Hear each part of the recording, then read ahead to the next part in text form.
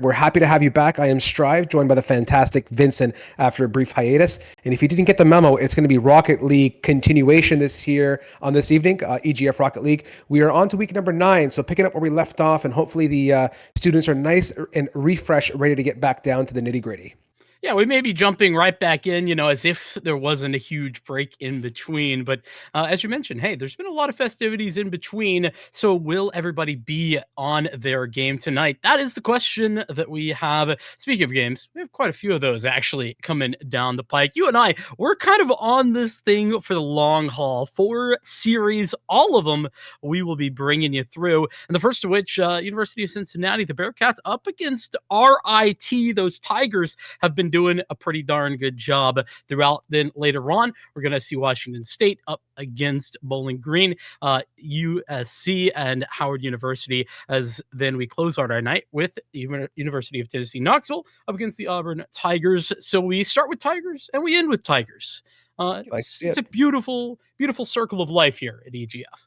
Yeah, 100%. And the circle of life is a really good way to put it, Vincent. I mean, we've seen these teams develop and grow throughout the previous, we'll say, the 2023 season, or the tail end of it, at least with that. And we get to continue that saga, right? So what I love the most, and this that head-to-head again we're talking about, Cincinnati and RIT respectfully have had a very, very stellar season. Nominal moments for both these two teams. And I'll let Vincent kind of drop some of the light stats later on if he's got it prepared. But most notably for me, I mean, we have an amazing set of rosters as well for these two teams that we'd like to throw up and share with you.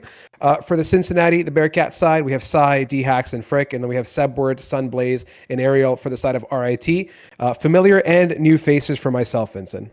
Yeah, I mean, RIT is a program in the Rocket League space that has been consistently strong. And I mean, here in EGF, I feel like there's not a team that you could speak of more highly just when it comes to their experience here and elsewhere within the Collegiate Rocket League space. You talked about the question mark of, hey, what are the stats? What are these guys looking like? Well, we're actually missing a couple of weeks of data, but I'm now in black and white.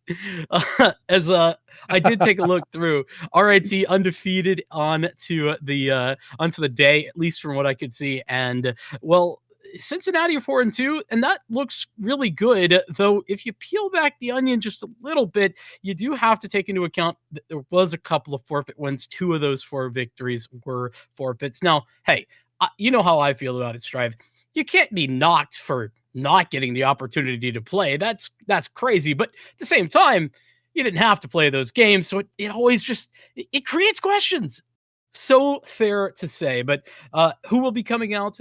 That is what we'll be determining right now, Strive. Let's jump into it. RIT up against Cincinnati. I'm excited for this thing. Yeah, me too, man. It feels so good to be back. Let's get down to this first game of the 2024 year.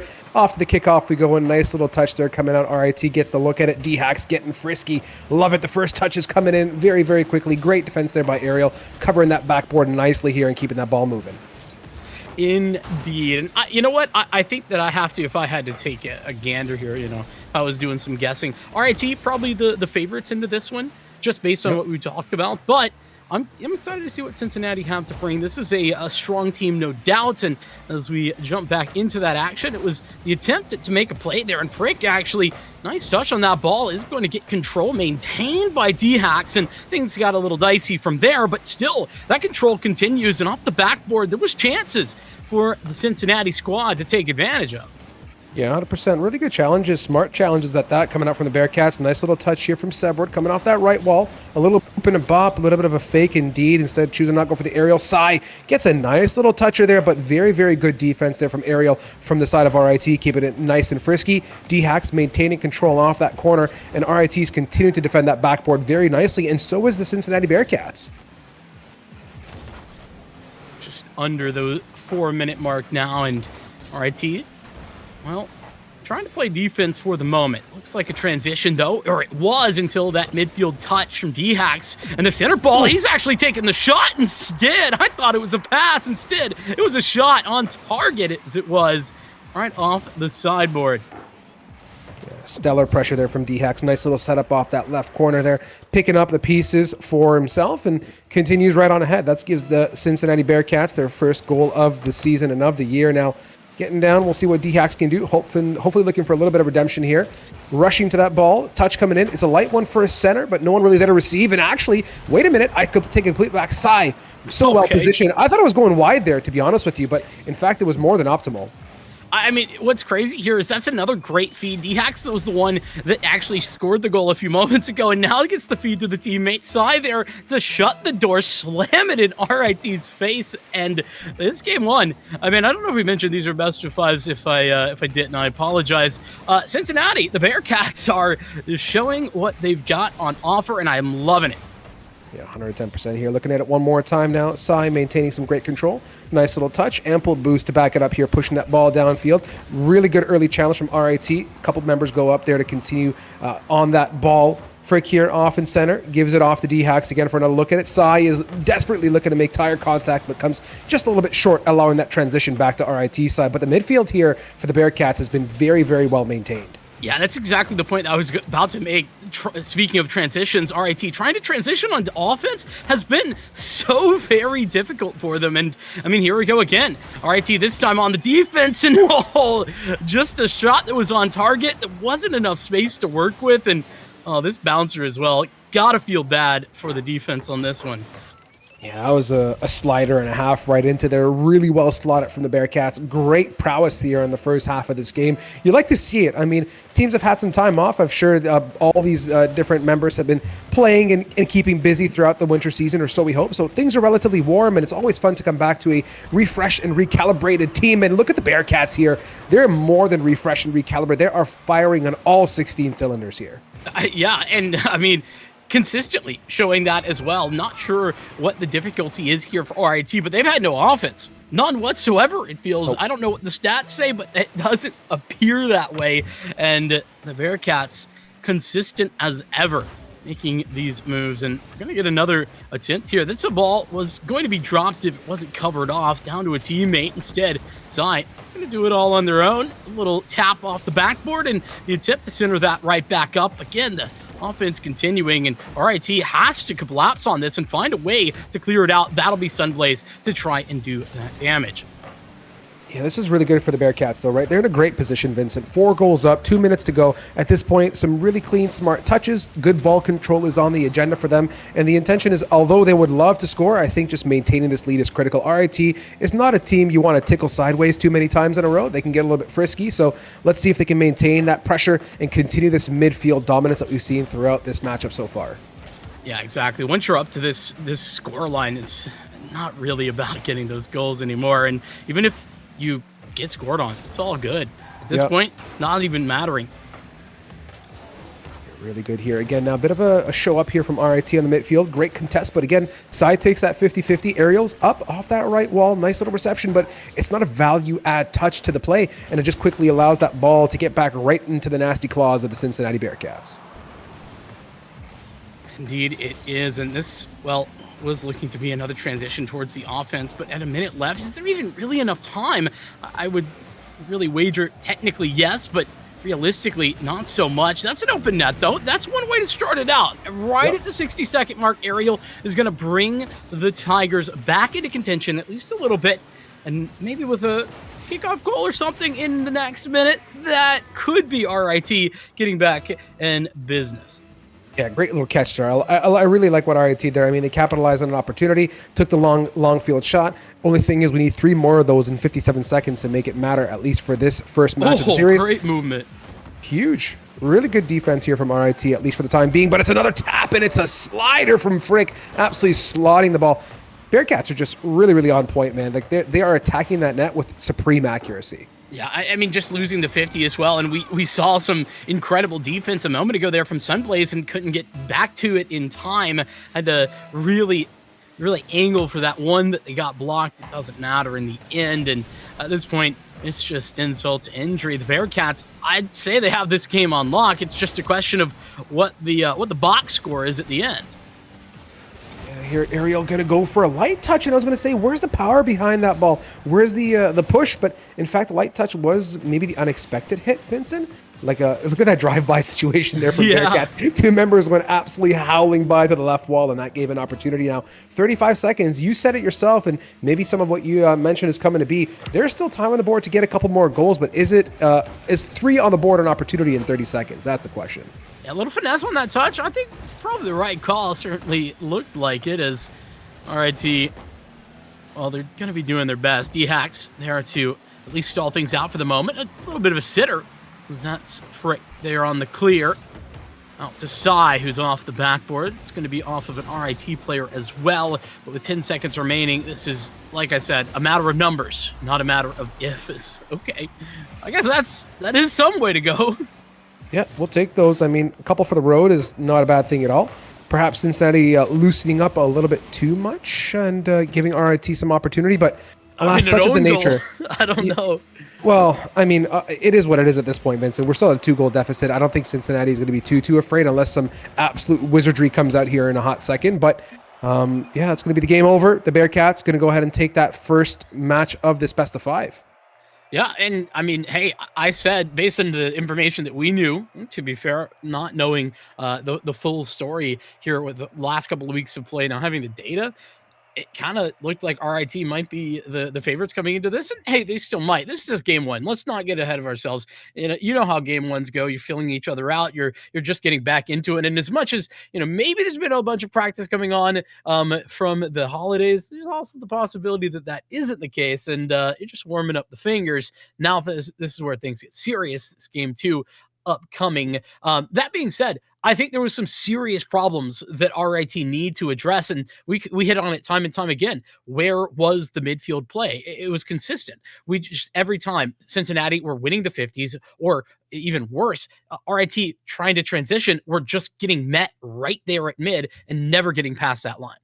Yeah, it didn't feel very pressured. I felt like RIT was very much playing a reactive game, and I didn't feel like, coming off of the tail end of last season, the pace just wasn't there. I didn't feel like I was in a race car going 60 kilometers an hour. I felt like we were, in the slow lane, just kind of putzing around the pitch there, and that's not what I want to see. I want to see a little bit more of a forward approach from RIT, some more speed, some more haste, and not giving Cincinnati that opportunity to react as quickly. And maybe, wait a second, that's fantastic. Thank you, RIT. Much appreciated. Look at this quick little touch here. Great little setup.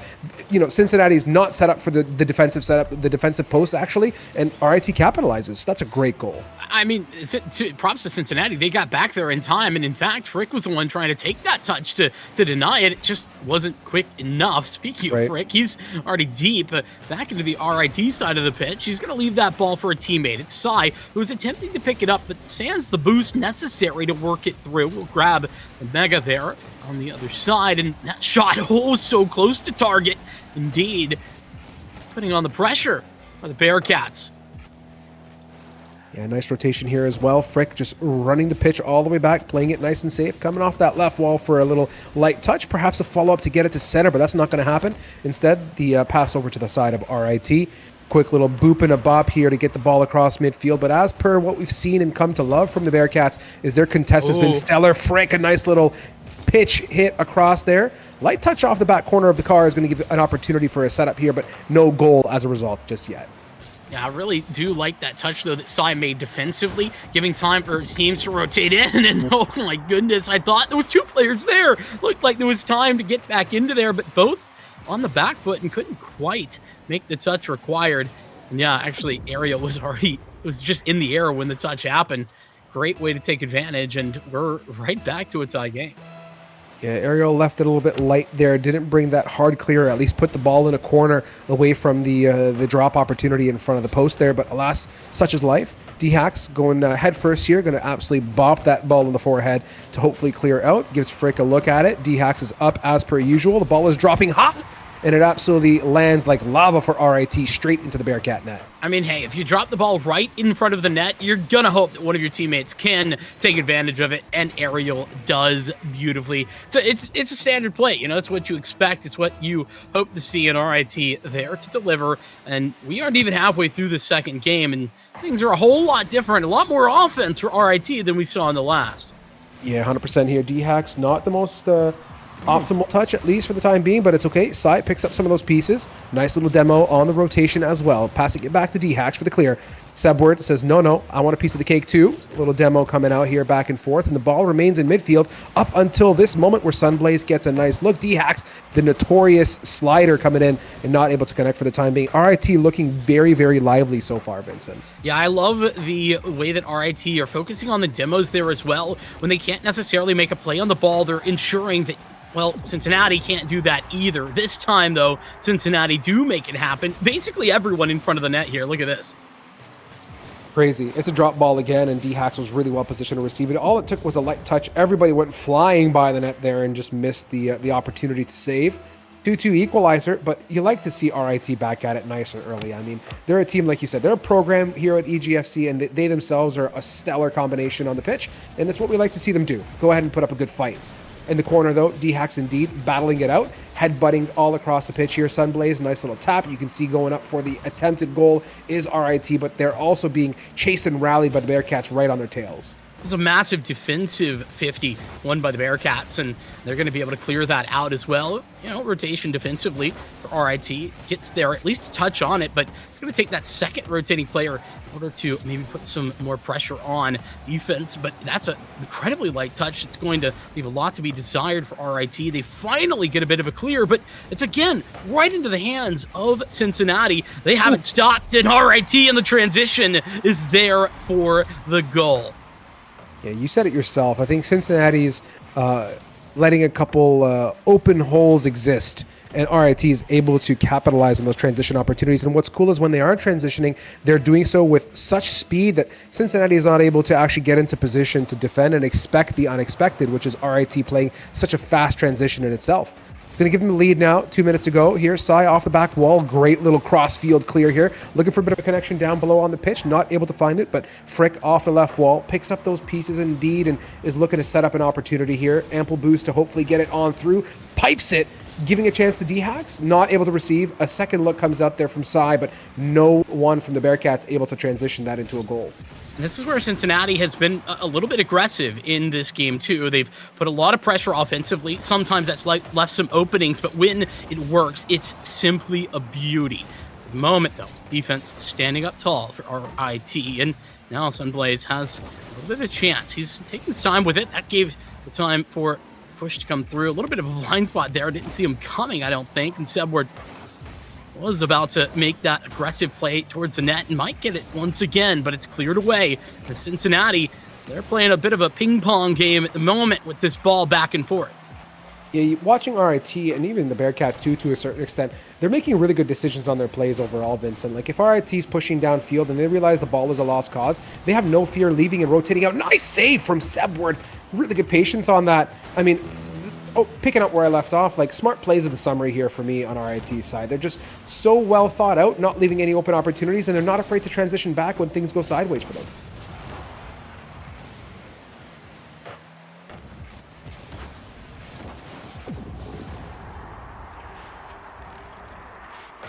Phenomenal passing play. And as we continue ahead, it's going to be yet again another banger here coming out for Sai off the D-Hacks.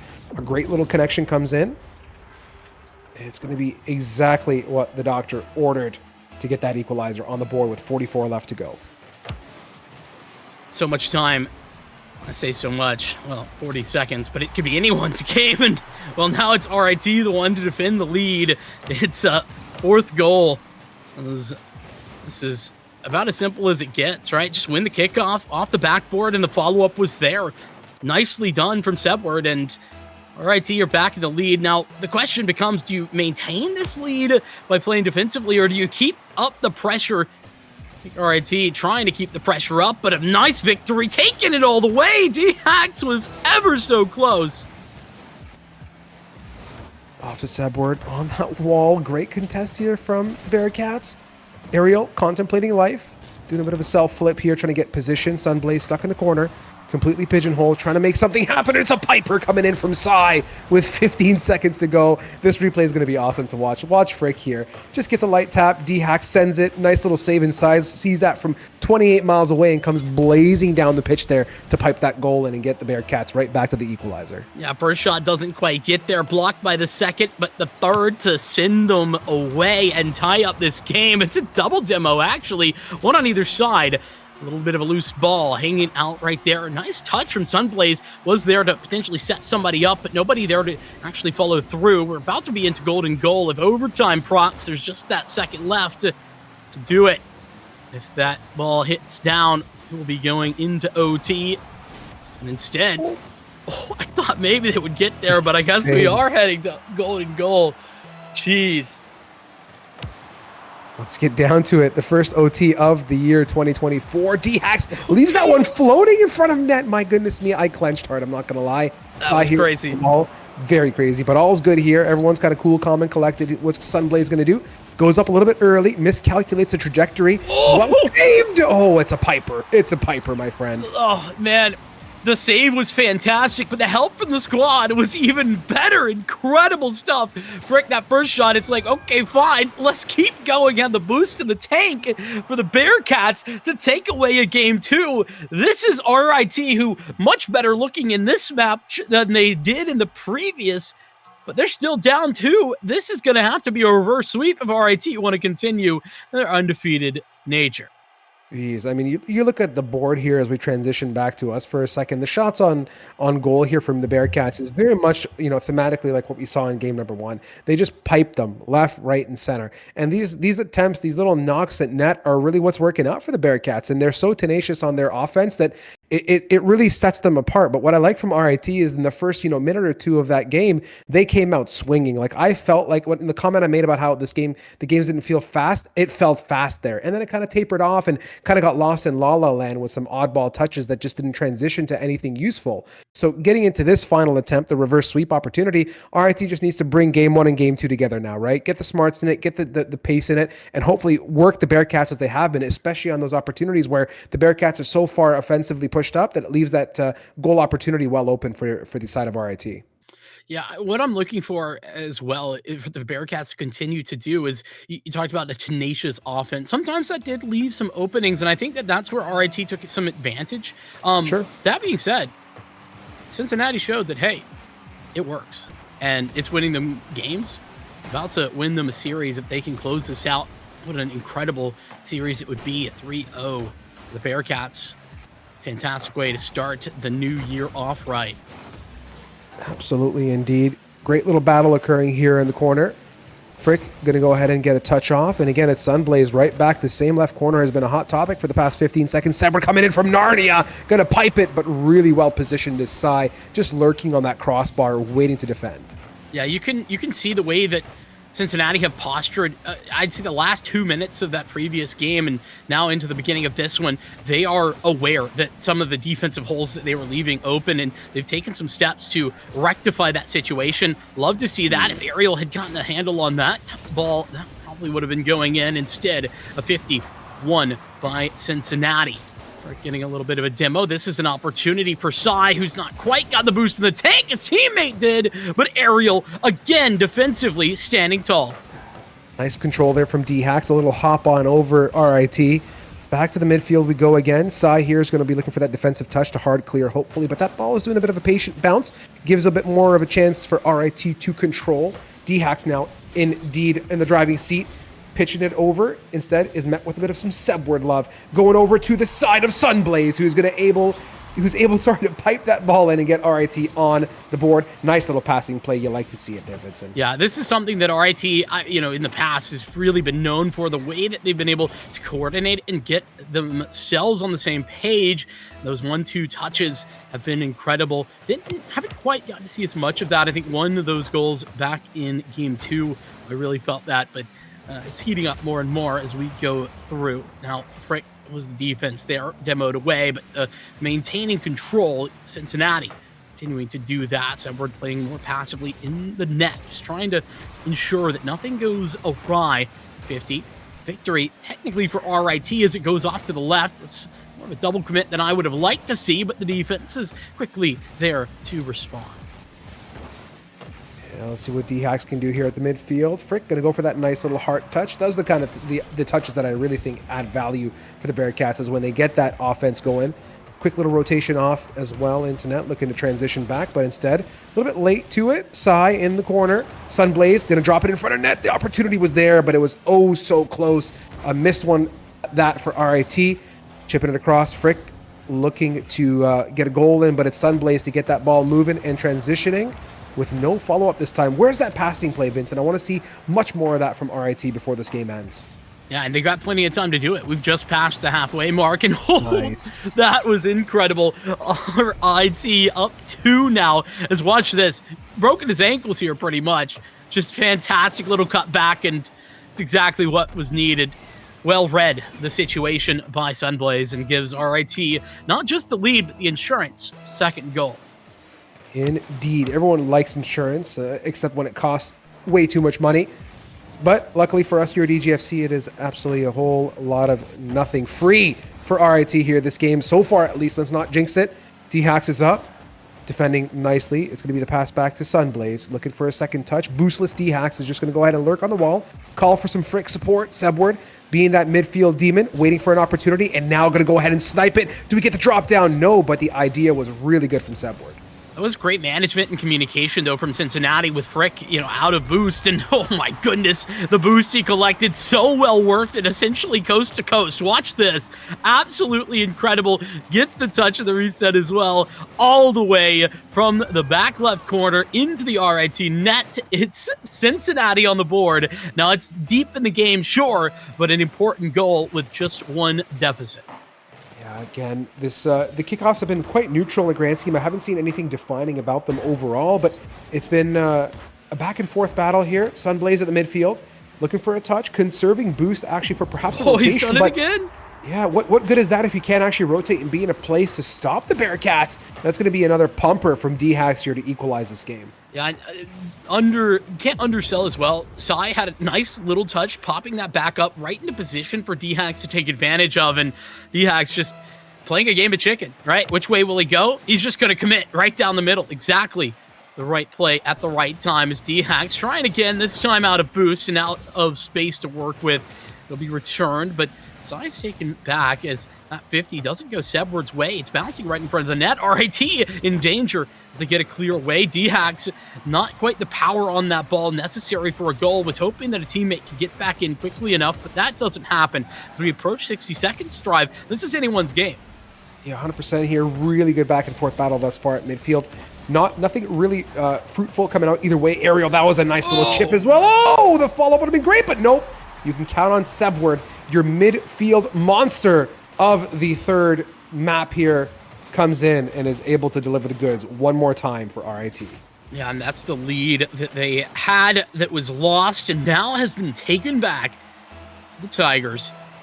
Cincinnati on the back foot once again. It hasn't really been the case for too much this series, but this game, that's been the story. Big commitments there. 3 players in the same boat. Demo comes through, and that's going to give Sunblaze an opportunity. Well defended, but the ball taken loose out in the open. No one actually taking advantage of that until D-Hacks brings it up over to Sai, who's got the boost up in the air, with the 2 players coming in, one the left, one the right. It's cleared away by RIT. Nice. Really good position there from Ariel as well, not being too frisky and rotating out of defense too early. Looking for the touch to set the ball in the center. Ends up on the left side of the post. Frick now on the midfield. Transitioning. Looking for a bit of a connection. A demo from Frick might have been the solidifying factor for that goal. Let's watch that replay. Yeah, I couldn't exactly tell here, but I think so. Indeed, it is. Great demo. Fantastic work. That's that coordination you love to see from the Bearcats themselves. And with that, 15 seconds. 1 goal to end them all. Oh my goodness, not like that. The kickoff victory. It was not even a whole lot behind it. Just gets the touch. Oh my goodness. Big whiff there, I think, from Sai, who was coming down from mid. To me, it looked like a 50% of a Spanish kickoff there, but it wasn't necessary. Yeah, it just looked like a miss. That's unfortunate. But 10 seconds on the board. The Bearcats are no strangers to danger. We'll see if they can get the equalizer here for us, Vincent. Well, that could be the cutaway that they needed. A little bit of space to work with. This time ticks down. It's OT or bust. We've already seen it one time, but there's a chance. There was a chance. My. The second opportunity, it's off the sideboard, and the backboard will be the one to put it down for RIT, taking the victory and giving themselves a continued chance at this reverse sweep. It took a lot, but RIT leading the charge in Game 3. I mean, I would have never thought, Vincent, that it would come off to a kickoff goal with 15 seconds left to win the game. Right. But we did it. RIT did it, and they're going to go ahead and push on forward in the series. Reverse sweep, you said it yourself, highly, highly plausible. We've seen RIT run magic like none other in the past. So, but a great game. I mean, it really did feel like RIT did patch up some of their loose holes. They played a really tight game. We saw some passing plays, which were kind of great. So, things are starting to warm up, as you said. The fingers and the buttons are kind of coming to life a bit more. Yeah, and that begs the question: what's been missing here? What was missing for Cincinnati in that last game? Honestly, RIT, I think, coming alive more than Cincinnati letting down. Speaking of Cincinnati, it's D-Hacks, who's played a great defensive game, does some good defensive work there. Going to clear the ball away as Ariel try to meet that ball in midfield. Doesn't quite get as much of a handle on it, but Sebward does. That'll be knocked all the way up for Cincinnati to cut away once again, but the demo gives Cincinnati the space to work with, finally transitioning to offense for the first time in Game 4. Sunblaze being super duper patient here in net, waiting for the right opportunity to rotate, and that might be now, but Frick's going to go ahead and beat to the ball. Nice little touch from RIT, maintaining that midfield defense and not making that open net fall short for them. Hard clear comes out. Frick, nice little touchdown to the corner. It's going to be over to two members in the orange. Going to go ahead and make an attempt to clear, but Sai is just really fast on that ball. Off the corner. Is it going to be intercepted? No, it drops down relatively close, but RIT, as per the norm that we've seen from our last game, very well positioned on defense to hold their own. 60 seconds in, and in what's been an incredibly high-scoring game, we might see a goal there. Sunblaze, with the incredible defense, is going to cut it away and stop what looked to be a Cincinnati goal for sure. Try again. Sebward interrupting before that even gets to the midfield. For the look of things is RIT trying desperately to stop this Cincinnati onslaught. The aggression is awful close off the backboard. The post helping out a little bit for the defense of RIT. Gotta maybe calm things down, solidify a position, and try to get some offense going. That's been maybe a little lackluster here in the first 2 minutes. Yeah, and I will say, as a whole, RIT has had one or two shining moments, but the rotational demos coming out from the Bearcats has been just a little bit better for them compared to RIT, which I think adds some value. It adds some pressure. And with pressure comes the RIT Tigers. My goodness me. You can't make this stuff up, man. Like, these guys are just on fire. It just took a bit for them to warm up, but look at the connection. Nice little love tap there from RIT to get that goal. Yeah, and great positioning, right? RIT, it's not so easy to get into position to actually confirm that touch, and there was two defenders there as well. Not going to be the case every single time. Instead, get away with it. Demo on the transition. D-Hacks gonna have a chance, and it's D-Hacks into Sai, who takes the shot and sends it, saying goodbye. It's UC up to that first goal and equalizing what RIT have. What a frisky touch there, by the way, off that corner to give the connection to Sai for that goal. Like, that was unexpected. I didn't think the top of that car was going to connect the way that it did, and I don't think RIT did either. The 1-1 equalizer now approaching halfway point of this game here. Ariel, again, crossing in danger zone over the net.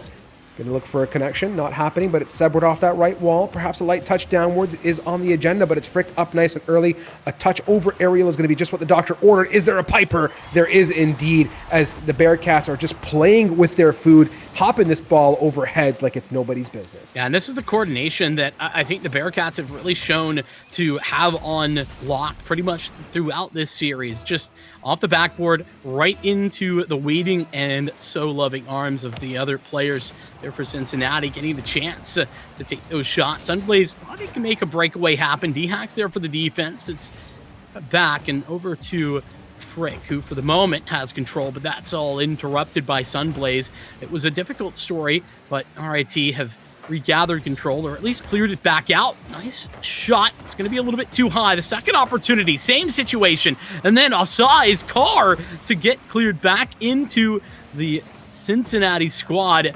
Some incredible defense. 1, 2, and 3, all working beautifully. Yeah, I mean, even the past 15 seconds building up to this situation with the Bearcats in possession, RIT did a really good job of shutting down the play at midfield. They continually contested and kept that pressure on, which is just what they need to loosen up things on the defensive side and not feel so stressed out with the ball coming their way.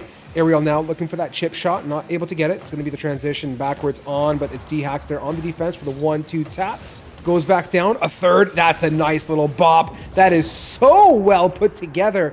The Bearcats are just absolutely crocheting their way to victory in this matchup. Just an incredible chip as well, right? Great work, the 50 outside of Ariel's reach, and Seb were desperately trying to get back there, but he couldn't. Wasn't enough time, distance, and power on display for Cincinnati. These Bearcats, they're really desperate to put away this game. They picked up the first two, now looking to close this series in 4. 2-goal lead in a minute 30 to work with. Nice little pop there from Sunblaze. Going to go ahead and keep the ball moving. Frick also following up with a very respectable touch, and that is not optimal here. RIT send that ball back towards their side of the field. There's an opportunity here for Sign. Nice little light touch to get it back towards quarter field. D-Hacks off in the mid. Sends it back to RIT. It's a flyer, and it's an opportunity for D-Hacks and co. And they're just able to hold on by the skin of their teeth and maintain that defensive position. Yeah, nice touch and defense from Frick, especially, who's going to do it once again. Gets up there early before there's really any danger at all. Now that ball, right back in front of the net, a scary moment, but essentially meeting in the middle and neither overpowering.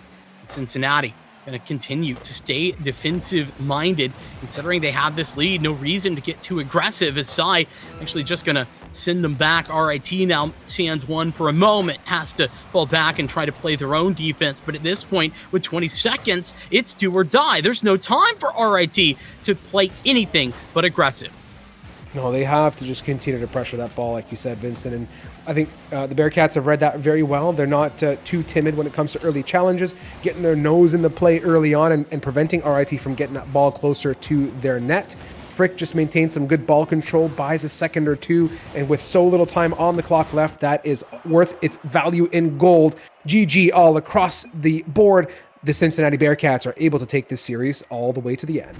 Yeah, and look, it was well played there from Cincinnati across the series, but, you know, especially when you looked at those first couple of games, they came out ready to play. It was RIT who looked a little bit tentative at the beginning, and the most dominant game we saw was that first game, and there's a reason for that. Cincinnati came out, they knew what they needed to do, and I feel that they caught RIT off guard.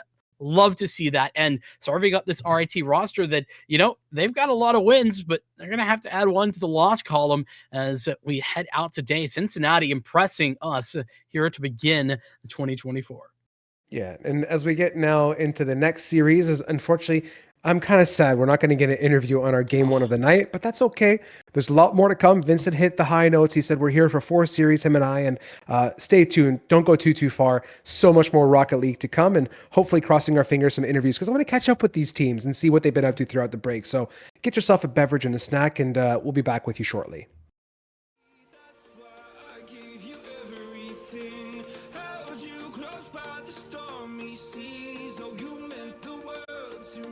For this one, up against the Washington State squad, these Cougars are 5-3. They've been doing a pretty darn good job. Some wins, some losses. They've been putting up good fights against solid opposition. And so as we jump into these rosters, I think the question does become who for Bowling Green is going to be that standout if they can pull off a victory. Yeah, that's a great question. And I'm hoping that BGSU and some of their downtime have had the chance to work together a bit more, practice, just kind of get fresh and looking a little bit more lively for the season. But I mean, and when I say this season, I mean this year of 2024. It's I mean, we talked about RIT in the last matchup there, Vincent, being a great part of the EGF community and knowing how to put on a performance, but it just felt like the Bearcats were just a little bit more spicy and up ahead. So it's honestly anyone's game, and I'm just very curious to see how BGSU has evolved and how they continue to evolve and grow as a team throughout the season. Yeah, we'll see what Corey, Sick Billy, and Cade have on offer. But on the Washington State side here, Venom Fitz, Wimpulse, they've been doing a great job. And I think that's it's fair to say that they come out as the favorites just based on their win rate, the performances they put up against other teams that we know to be strong in the EGF. And now they have the opportunity to kind of show that in what, hey, listen, I'm one of those guys, I'm a realist. This should be a game where you can prove that. I mean, again, Bowling Green with the chance to show that they've had some big improvements over the Christmas break and such. But hey, if that isn't the case, Washington State, they've been showing off, and on the backside of a season that can be a little bit long. I mean, a lot of collegiate seasons are separated by having fall season, then the spring season. EGF is unique in that, and it can be tough to consistently stay afloat over that time, and changes do happen. They do, and consistency is the name of the game. And when I think of consistency, Washington State pops into my mind right away. I mean, from the 2023 tail end of the year, I just remember the absolute stellar plays from Fitz and Wimpulse and Venom, respectfully. I had the chance to watch a fair amount of BGSU as well, and it's not to discount them, but BGSU's got their work cut out for them. Stats aside, they're up against some really solid players. That they are, and already starting with some offense. It's Fitz who just got demoed. Corey and Cade taking heads off at the beginning of this one. Great work from Fitz to get back in there and disrupt what was a pretty solid transition from PGSU to head into the offense. It's now back for Washington to take the fray as Fitz will take control. A little bit of space to work with that BGSU takes advantage of, and it's right back into the midfield and pushed towards Washington. Yeah, waiting for that connection here for WSU, some sort of call to a friend per se, something to chip it and get it across. This time goes a little bit wide, going to fall into the slippery paws of Slick Billy, who's met up with Fitz there on the wall. Nice little bit of a look towards net, but well defended there from BGSU now. Wimpulse taking a second look, opting for a bit of more of a light touch, not necessarily directed at net to set it up, but a very well situated BGSU defends that quite nicely.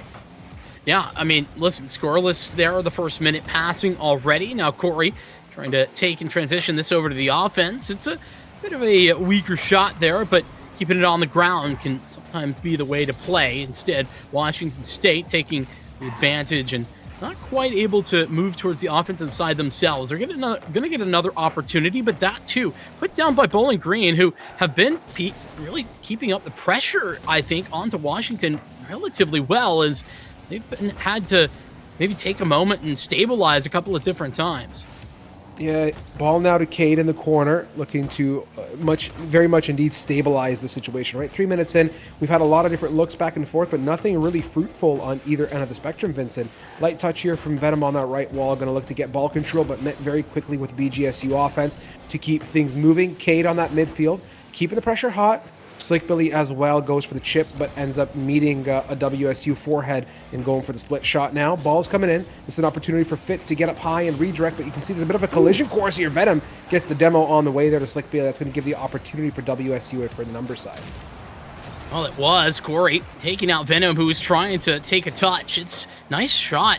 Looked like it was on target from Slick Billy. Wimpulse, though, in position to take it away, and Slick Billy's not done yet. He's going to center that ball up. Slides by a defender, but nobody was there to finish. So Wimpulse will have the chance with Fitz's support, and that's out to midfield. Demoed is Fitz. Slick Billy has been back, forth, left, and right, continuously putting it on for Bowling Green. As Corey makes his way past one, but doesn't get any chance to take a real shot on goal there. Yeah, Slick Billy had an opportunity to get a bit more of a meaningful touch off that corner, but instead goes heavily wide. Transition off to Fitz's paws now, sending it across the field. A touch comes in. Venom doing a good job on that midfield. Gets a touch over to the Fitz neighborhood at the time being. Met instead with a little bit of BGSU orange on the field now, pushing it back. Fitz again hanging out in the corner. Feels like everyone's kind of found a little bit of a nook here, Vincent. They're just reading each other superbly well and are able to transition balls almost effortlessly. Yeah, this Bowling Green squad, though, has absolutely been stupendous when it comes to the offense. We were talking, Washington State, very much a team that we expected a lot from, but currently scoreless, as are Bowling Green. But the minute 30, this is starting to take down and starting to get a little bit dicey for both of these squads. as we are getting down to the wire. Yeah, very much. I can't think of any other word except interesting here. Fitz, though, this is a good control opportunity. But look at BGSU. One man in net, one man just lurking off the top bar there, waiting. They have defense on lock. I mean, what are you going to do? WSU can't drop it because they got everything covered. It's troubling here for the side of WSU in terms of the offense, at least. So Washington State, oh, that's a nice shot. 2 players committed to it for the defense, but that's enough. And Fitz can't win the 50, so it's back out wide. It'll be Washington State to get a touch on it before Bowling Green can take the offensive maneuvering. Fitz to stop it right into the midfield of 50. It really doesn't go either direction until Cade knocks it back down towards the Washington State side of things. Corey, nice attempt at a pass, but it's interrupted again, and a touch from Venom will be what gives us our first score of this series. That's an absolute piper, by the way. Nice little touch from Fitz, and look at Venom getting up. Really well positioned, well thought out, well communicated more than anything. Great foresight coming out from WSU. On the board with 24. It's not the way BGSU wanted this one to go, but let's see if they can get their foot back in it and transition some of their stellar defense into a great offensive play. Yeah, they've had some chances here. It's not as if it's been a one-sided affair when it comes to the offense. In fact, Bowling Green has had quite a few of those, though continuing to put the pressure on Washington State, showing that, hey, an aggressive offense can be the same as a good defense as long as you maintain that ball control with a lead of just 1 goal. It doesn't matter, and it's going to be at that 1-goal lead with Washington State making the difference. They'll be picking up the first game, and Bowling Green going to have to work towards the comeback. Yeah, the comeback is something that's, to me, it feels very attainable and right there. Like, BGSU gave us a very, very good example of what solid defense is. Like, that net was absolutely on lockdown, minus the 1-goal opportunity that you saw on the board. Take some of that defense, loosen it up a little bit, get it moving towards perhaps quarter field, midfield, look for a bit more of an offensive play, get some nice hard clears on that ball to transition it over and get in position and get that artillery moving up together and put some pressure on WSU. I think BGSU can definitely capitalize on some opportunity here. It's not like they're outmatched or outnumbered by any means. Like, it felt like a very solid, well put together game, Vincent. Yeah, and they had some chances to do that, right? I mean, let's not pretend like they didn't have offense. They certainly did. It was just a matter of getting the finish. That didn't quite come at any point. Now, we have seen, I think, Washington State start to heat up a little bit throughout that first game. And though it was just a 1-goal difference, they're right back in it for the second one. Phenomenal touch there from Cade. Really well positioning that ball to be followed up on, but Washington State gets there faster, and though it was interrupted for a moment, Bowling Green can't quite get the defense set. Fitz misses the touch, and Washington State are now the ones on defense once again. Impulse here, looking for a touch. Going to get beat by Slick Billy, who's up.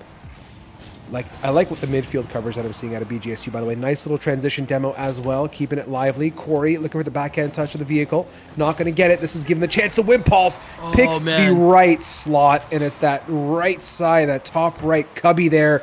Corey really, really needed to get a much more meaningful touch there off that corner side to get that ball away from trouble.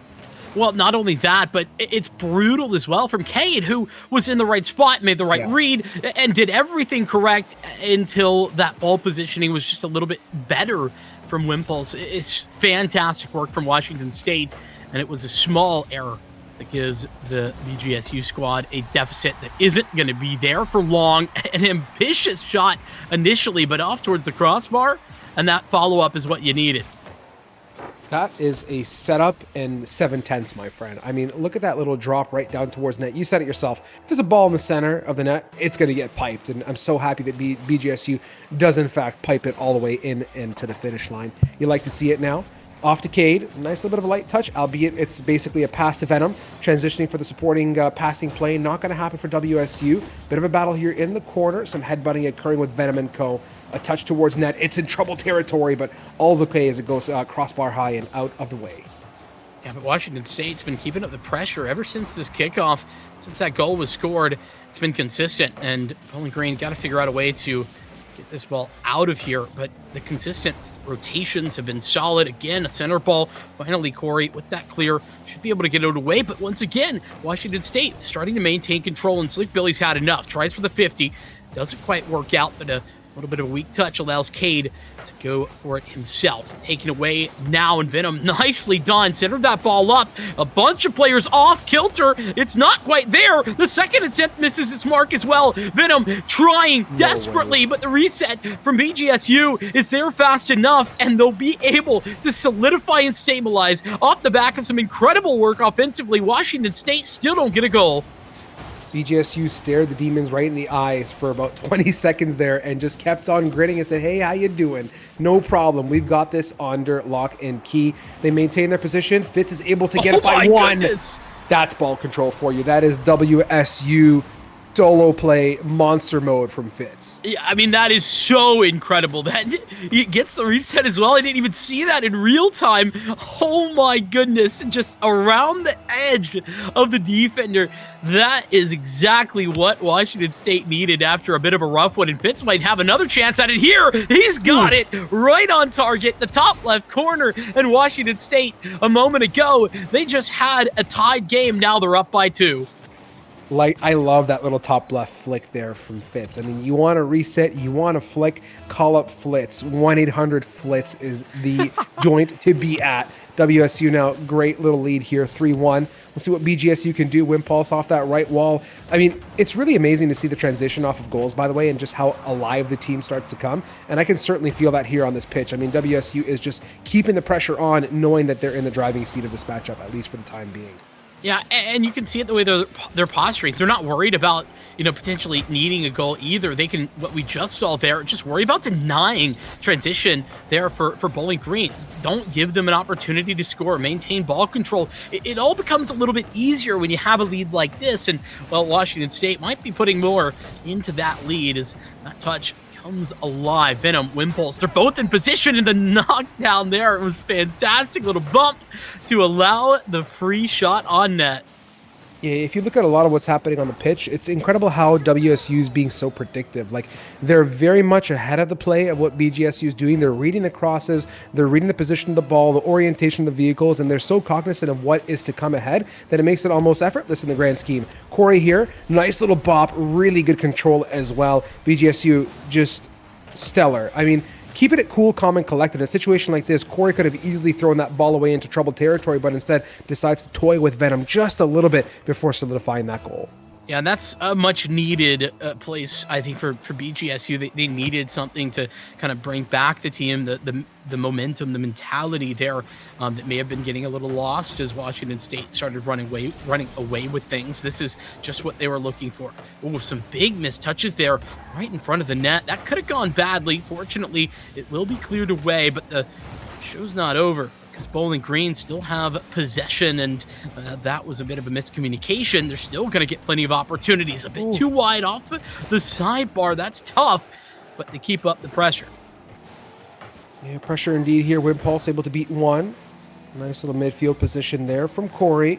Able to receive. Wimpulse, another look at it. Goes in off that right wall. Instead, it's going to be good old Fitz to come in and pick up the pieces with some support. This is a nice bop here from Slick Billy. But look at the timing there from Wimpulse. Just going up so early and able to meet that ball midway to deflect it away from net. Indeed. And with, under a minute now, it's time to go for Bowling Green. They don't have enough to play around with. They've just got to go all-out aggression by this point. 50 victory there for Venom. It'll go down right into a bunch of orange, so Bowling Green could have a chance. A missed touch, though, allows for Venom to take another shot towards the net, and Slick Billy will push it away. Once again, the consistency with which Washington State just gets shots towards the net is so fantastic, and Fitz has done it. That's his third, if I'm not mistaken. No, you're right, 100%. Wimpulse, love this little play off the wall as well. Great setup for Fitz, who had to have been calling for that, by the way, because that was just really, really well positioned off that back wall to receive the left downfield play. WSU 23 seconds with a 5-2 lead. This is a happy, happy feeling for them. We'll see what BGSU can do. Maybe a few more for the road, ideally, as we have Game 3 just around the corner here, unless some wizardry can happen and we go off to that overtime. Would be some incredible wizardry. 3 goals required in less than 5 seconds. I don't think so. Big ask. Yeah, that's going to be the guarantee of the victory for Washington State. But the reality is that Washington State, really played a momentum game here, right? They did. They came out and they started this game, game 2 out strong, but it was the consistency with which, I mean, Fitz especially was able to find goal after goal, and then there was the kickoff goal. Like, everything started to run away from Bowling Green, and Washington State took advantage to perfection. There's those 3 goals for Fitz as well, getting all of them on board, and I just love to see that. Yeah, I mean, you look at the stats too, 12 shots on net for WSU versus the 3, I believe, of BGSU.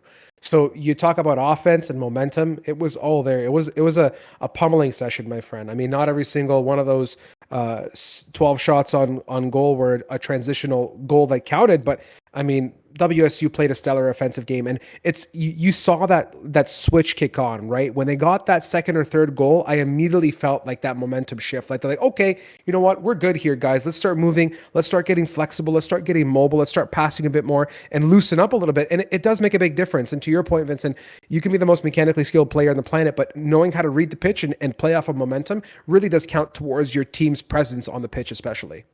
Yeah, that it does. And there's something that you kind of touched on at the end of that first game that I didn't think was too much of a problem for Bowling Green. And that was offense generated. You kind of touched on it a little bit, and the weaknesses that we saw there in game 1, well, they really got highlighted in game 2. And now I think the pressure is on maximum for Bowling Green. They're down by 2. It's now series points. And if Washington State gets this last game, they walk away with the series.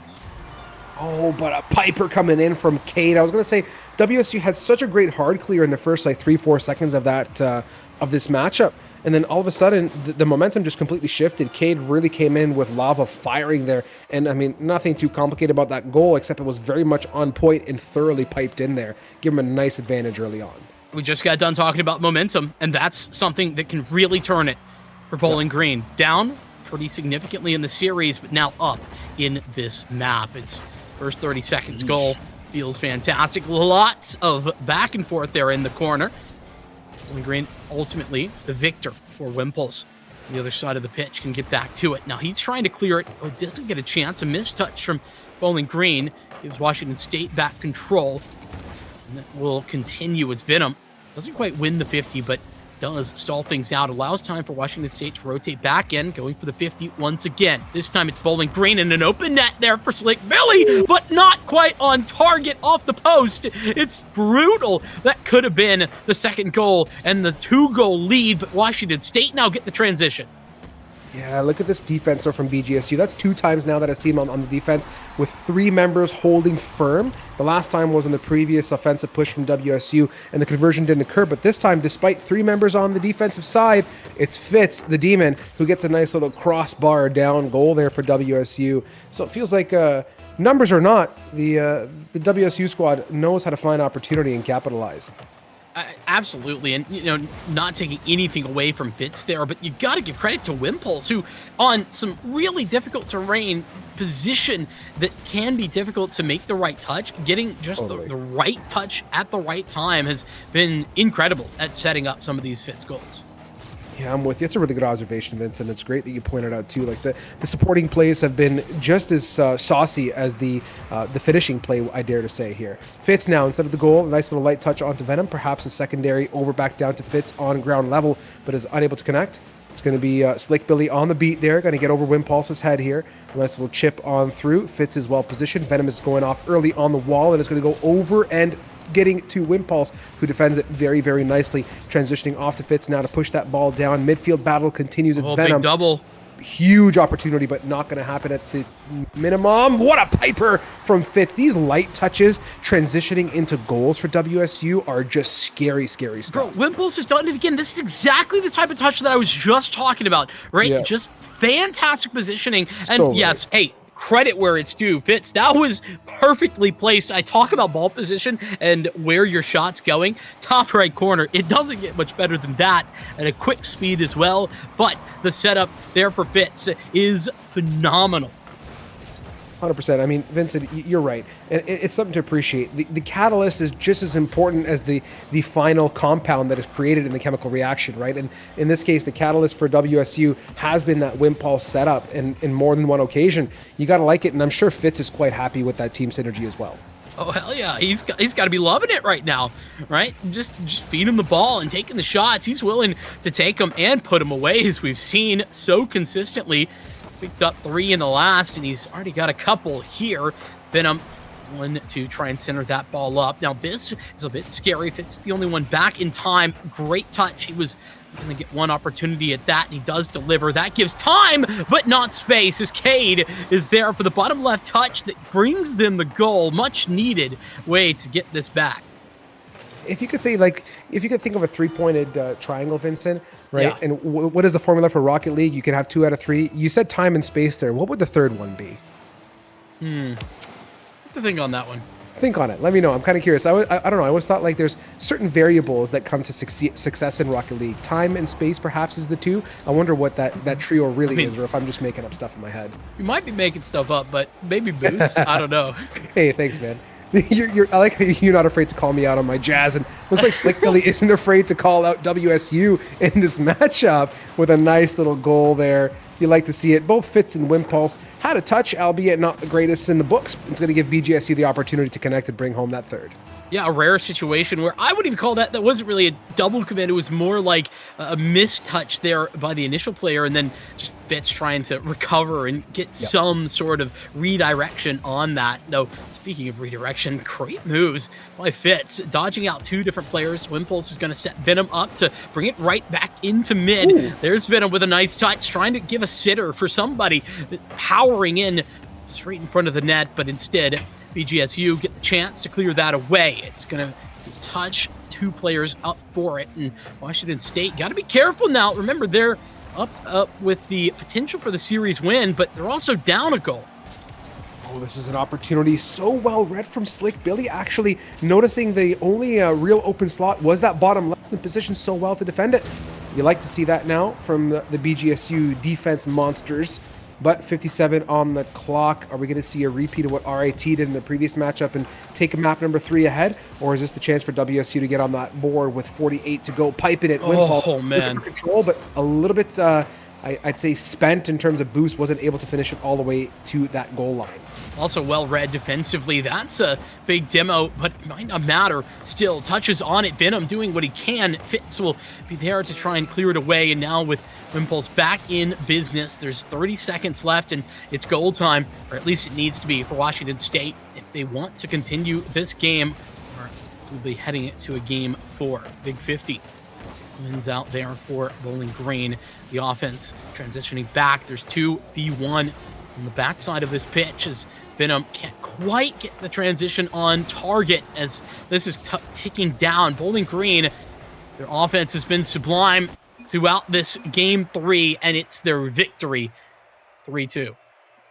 Yeah, watching the tail end of that matchup there, I mean, I really saw BGSU recognize the situation in front of them. And I say that because they were just absolutely chasing WSU. They were looking for every early contest opportunity that was available to them, whether that means bumping the ball carrier from the back, looking for a demo, looking for a cross passing play. They had, all their 15 eyes were going in all different directions there, and they were so cognizant of the macro play that was occurring, and they held on by 1 goal. So I give them a huge round of applause. It took some time for them to get into it, but they definitely stepped it up in this third map. And most importantly, I mean, the win for hopefully the tying opportunity here.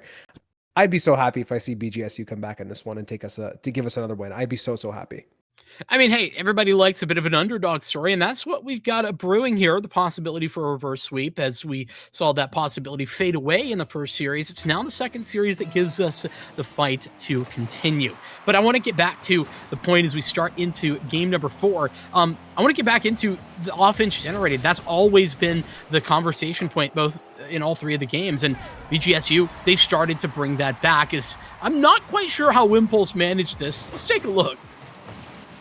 Going up, nice little touch, just a bit of a beat there. I mean, Slick Billy was about 1 tire length away from that ball. It was just a little bit too late to it. It's a crazy pinch that happened there with Fitz, and I didn't see who for Bowling Green, but regardless, pays to be ready, and being prepared gives Washington State an early lead. Not even 20 seconds in, and they've got it. Wimpulse will serve that ball right up into the middle. Unfortunately, there was 3 Bowling Green players there and ready to roll. Fitz will try to to get by the one. That doesn't work out, and Wimpulse is sent packing, demoed away. 30 seconds gone. This has already been an electrifying start to Game 4. Yeah, superbly electrifying. Ooh, that was a sniper shot and a half, but gets saved very well there. Venom right over the top of the dome piece here, hovering in space, suffering in terms of positioning and what's really happening. It's going to give K that opportunity, but my goodness, 2 of WSU are up in net with a third to support. That net is locked down and secure. Nice little bit of control there coming out the corner for BGSU. It's a floater. It's flying into space. Goodness. Oh, it was just a simple one button push away from being in. So close, but yet so far. Yeah, and this is about re-solidifying themselves on the defense.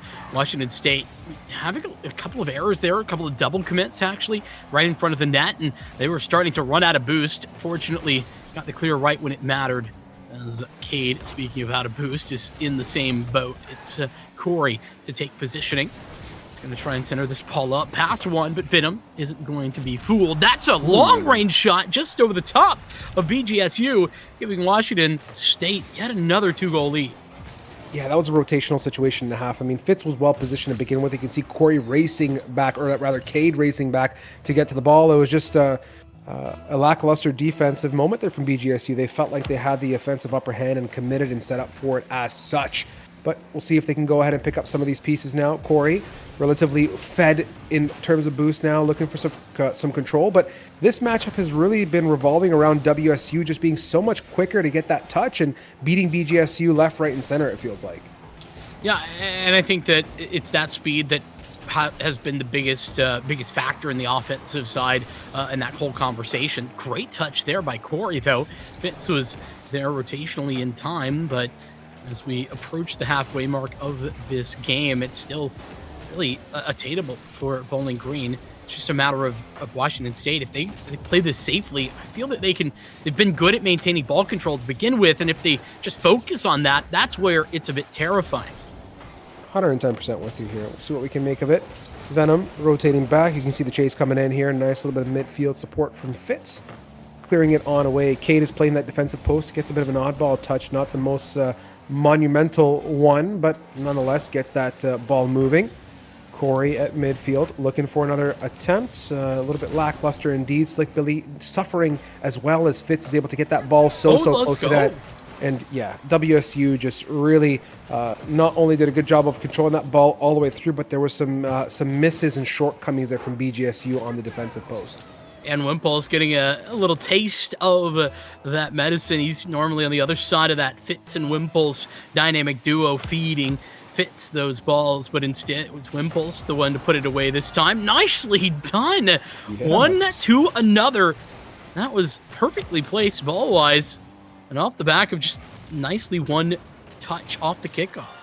That's a piper in the top right. I mean, you can't beat those kinds of shots at close range and react remotely quick enough. And that's where BGSU, I think, can look for opportunity, look for some close little setups and dropping that ball in a place that isn't going to give WSU the time to react and adjust and set up as such.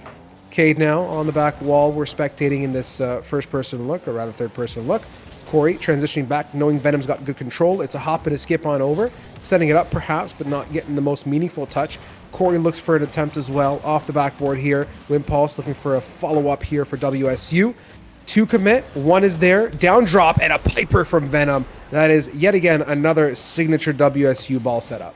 Yeah, Wimpulse, as soon as he wins this ball and Billy is out of it, Corey can't get back in time, and Venom was ready, walking and waiting for the closer there. And with 3 goals in the lead, 90 seconds to play, this is going to be a tough task. Bowling Green got a ton to work with, though, needing the offense that we've been talking about throughout this series. Venom here was looking so good on that setup, just a little bit short. Wimpulse takes a second look at it. And Vincent, I feel it. I don't know if you feel it too, but that momentum just clicked again for me. It honestly feels like WSU now is just feeling so much more energetic in their play, and they're attacking fearlessly. And as I say that, perhaps attacking fearlessly is what is going to leave that defense lacking and giving BGSU that opportunity. But I certainly did feel that momentum shift. Yeah, I mean, absolutely. And actually, Washington State, what causes this opening is them trying for another of those passing plays that's been so effective for them. They had a third player up there a little bit too aggressively, and props to Bowling Green for taking advantage of it. This is something that I think Bowling Green have done a good job of recognizing and then trying to take advantage of. Now, whether that finish has come all the time, that's more questionable. But this cuts the deficit significantly so, as with under a minute, but only 2 goals down now. A swift goal could bring them right back into contention. This thing ain't over yet. No, far from it indeed here. The battle continues off in the corner. Slick Billy and looks like Cade trying to figure out their ones and twos. Corey wakes up and joins the party out of the net side of things now, repositioning. Slick Billy forced to retreat, pick up some boost, and reset now for the wall play. Down to below, up to above. Slick Billy had the chance to remain in the air and hopefully transition, but that's not going to happen here. It gives Venom a look at it. Corey in an awkward position, having to do a bit of a air roll to recover and reset. Down to the last 9 seconds for 2-goal advantage for WSU and to take the series. Can BGSU walk away with one more perhaps? While Fitz is in control, seems very unlikely. Yeah, as much as one for the road would be nice to have, it's not going to matter in the end, as, well, it'll finally touch down and will crown Washington State the victor as they walk away with yet another one, now up to 6-3 on the season, if I'm not mistaken. 4-2, the final score line of this one, at least this last game. So that kind of leads us to the question, like, where did things go wrong there from Bowling Green? I think it comes down to offense, right? We talked about it time and time again, right? But it's a game of, if you're able to score, then you can win. As much as a good defense is great, that won't win you games. You summarized it superbly well. And WSU just was firing on all cylinders, and I think they did a good job of what we pointed out multiple times is picking up on momentum, transitioning, and turning up the PSI a little bit, bringing that pressure on, and maintaining that prowess as they got the advantage. And they played superbly well. I mean, you yourself pointed out great passing plays and great setups coming out for Wimpulse, I believe, and those are value add for Fitz to go ahead and pick up that needle and thread it all the way through to the finish line. So WSU was able to really knit their defense, offense, setup plays as a whole team just a little bit better than BGSU was able to capitalize from their defense transition to the offense side. Yeah, and I think that ultimately kind of was the difference maker. But with that being said, I've been told that we're going to get a chance to talk to Impulse himself, though I think we're going to head to a break first. So we've got an interview coming up, so don't go anywhere. We'll be back in just a moment.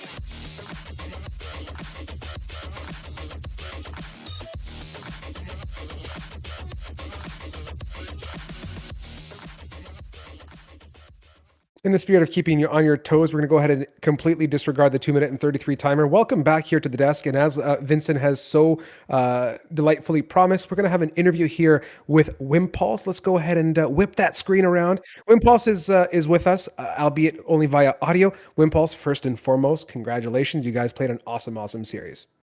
Thank you so much. Really good job. I'm going to go ahead and set the foundation here for Vincent and get this little sandwich going right. Let's talk about this game, or the game that just passed. Wimpulse, do you feel, and we felt it at least on our side, your play style was very much obviously stellar setups and great plays coming out from your side to set up fits on multiple occasions. But would you guys feel that you guys lean heavily into momentum as a whole? Is that a good read from the caster side? And maybe talk us through some of your approaches, and did anything kind of develop and change over the break or your time away? Just some general comments about this matchup and as a whole, how things have been for you guys the past couple weeks. Yeah, for sure. As we've been getting back into things, we've certainly been playing more. I personally grinded a lot over the winter break. Just a lot of free time on my hands, getting, just becoming more consistent. And I find that kind of opens up a lot of options for us as a unit. Sure. So a lot of what I'm doing and what we are trying to do is just get the best reads that we can on the game in front of us, and really just try and work those touches to each other to try and set each other up. As for momentum, yeah, we do tend to be a bit of a momentum team. In previous weeks, we've reverse sweeps we're no stranger to, right? So once we get that ball rolling, it's a lot easier for us to keep it going. But on the flip side of that, we can have some pretty hard losses and struggle to regain on that. So for better or for worse, I'd say that momentum is a big part of our game. Yeah, that's cool that you mentioned. And before I pass it off to Vincent, like I like that conversation from you as a whole, right? Like having a good read, and it's a very tangible metric, I feel, in a certain way for a team, is like looking at, was my read correct or not, right? And did we adjust our play style accordingly, and did that result in a win or a loss? And you can very quickly start to put some formulaic approaches or changes in play style, and knowing when to kind of change buttons and approaches to get in your zone. So I think that's really cool from you guys, and I'm happy to hear that as casters we kind of did understand a little bit of that. And I know for me now, knowing that from the WSU side of things, I'll definitely be looking out for your momentum and how that works in your favor, and hopefully not in cases, but against you in some moments too. So I'll pass it off to Vincent. Yeah, so talking, I guess, from the more team oriented, I want to just ask you about your role kind of within the team. One thing that we saw quite a bit of, and that I think I was really impressed with you in particular, is the way that you're able to set up fits, especially, but just anyone at all. It was those light touches, those back touches often, the more difficult touches, to be honest with you, where it's a hard read, and often quite difficult. Is that kind of where you see yourself in this team? Is that what your role is? Are you the guy that's setting up those plays? And what has allowed you to kind of fill that role? Yeah, for sure. Personally, just with how we like to play, Fitz, if you've been noticing, he's a very aggro player. We like to have him as first man a lot. He does a great job.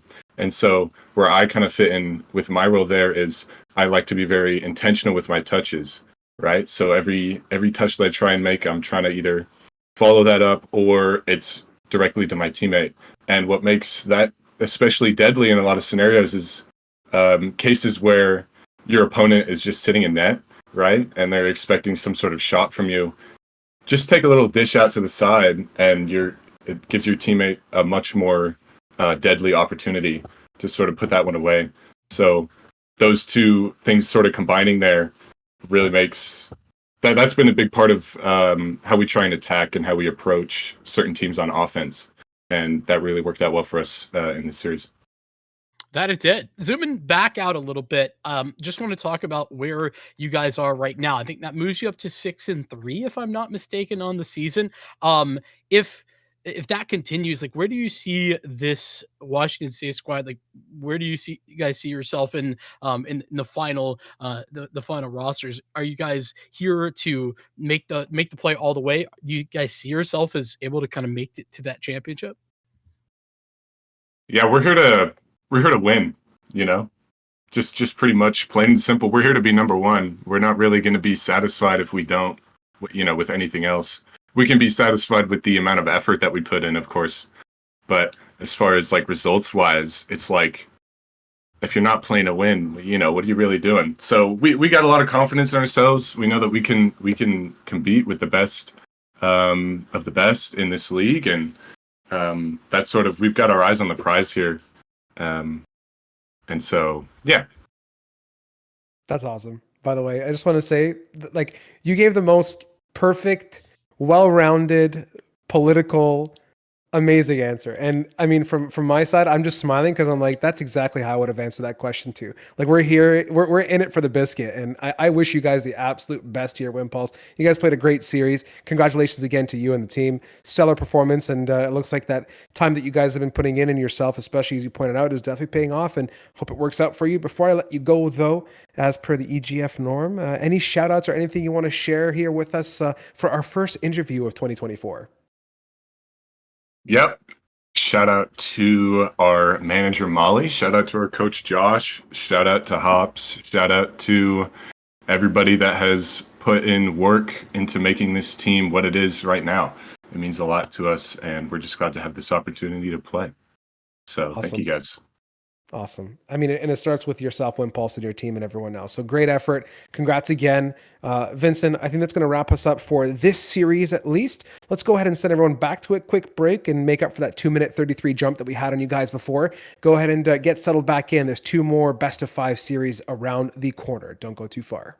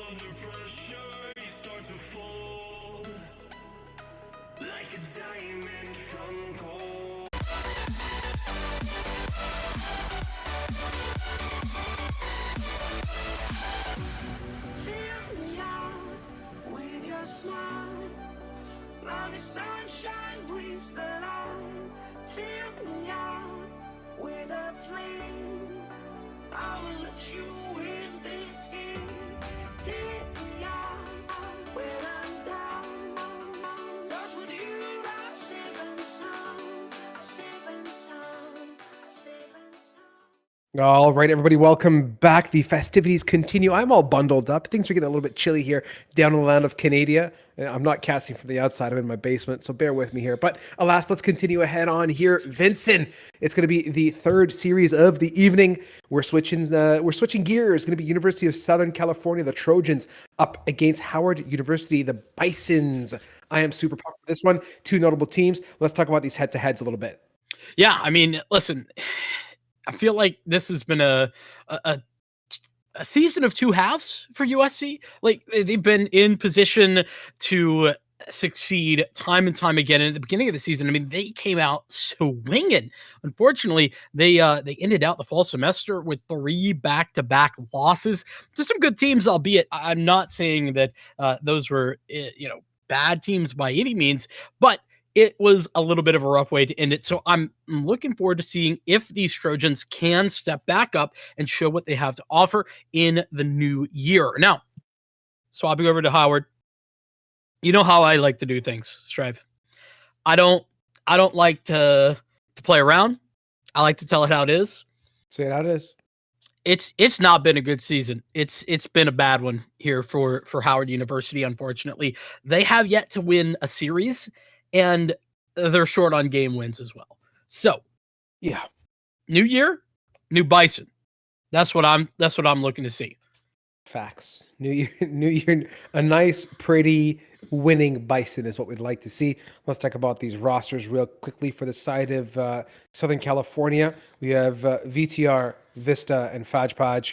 And on the side of the Bisons, we have Ymir, Bubble Boy, and the Flash. Let's as we get into this game, yeah, I mean, Vince, you hit the high notes, and that's the reality of it, right? Let's hope that the Bisons can come out. They've had some downtime. They're refreshed, recalibrated, and practiced.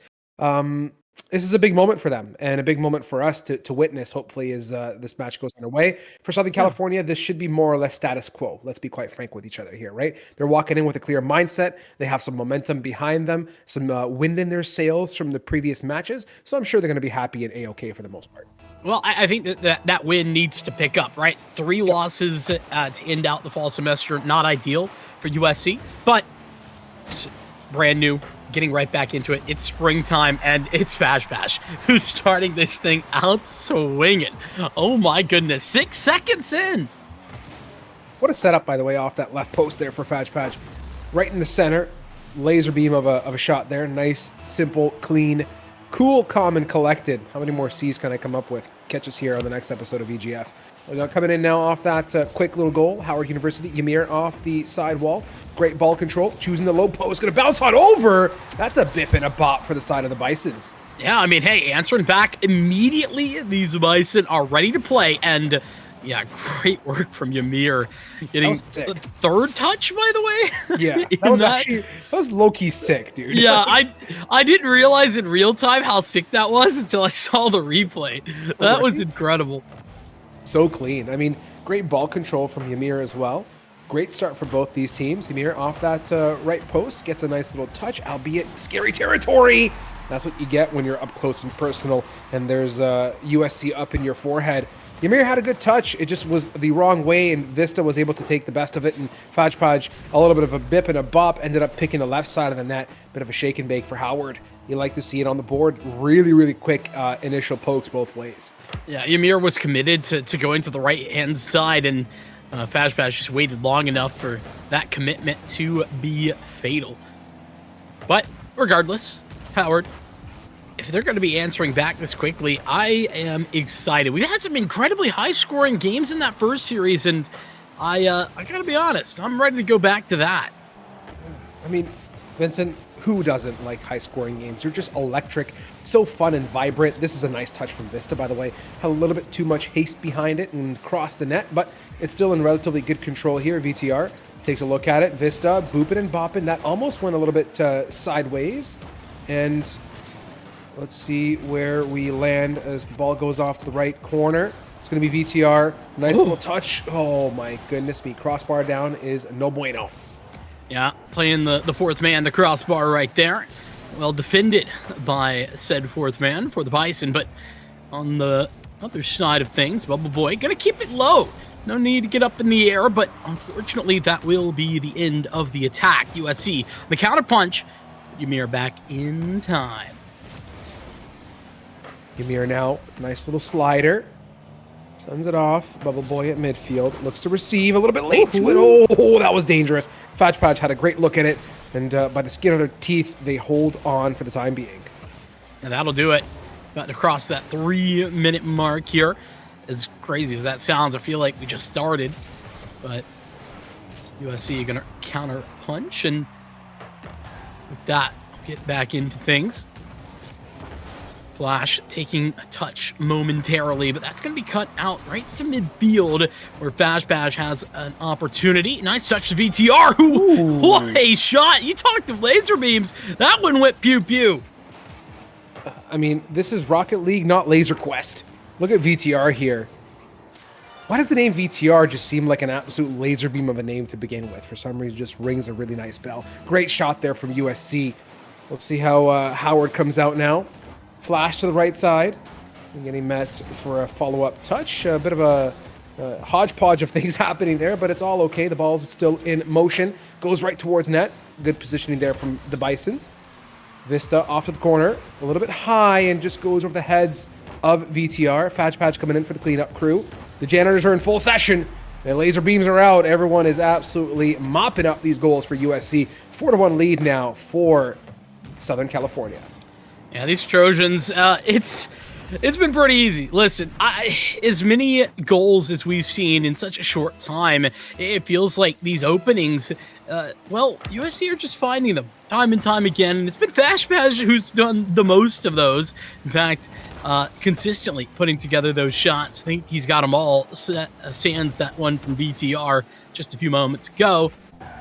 2 minutes left, and, well, Howard going to have to put together something pretty nice. As Bubble Boy. Ooh, nice touch. That is going to give them an opportunity. Big miss, though, for Flash, and that leaves USC time to clean things up. Oh, my goodness. That was incredibly fast, and if it had been on target, nobody was there in time. Howard getting a bit lucky. The sidebar this time there to save him. Vista here, nice little touch as well, just playing around with it. This ball is in dangerous territory. Bubble Boy coming in from Narnia for the touch, not able to connect. Still lurking, lingering here. Flash now is up, sends it to the corner, perhaps looking for some support from Ymir. Getting that look at it right now. Crossing front side. Vista on the midfield. Going to go ahead and let Patch do some great ball control, but instead is met with some Bison resistance, and it goes right back to the side of the blue here as the ball is making its way one more time. Flash chasing it down. Patch beating one more time, and it's just an up and down fiasco here, but a minute 6 on the clock here, Vincent.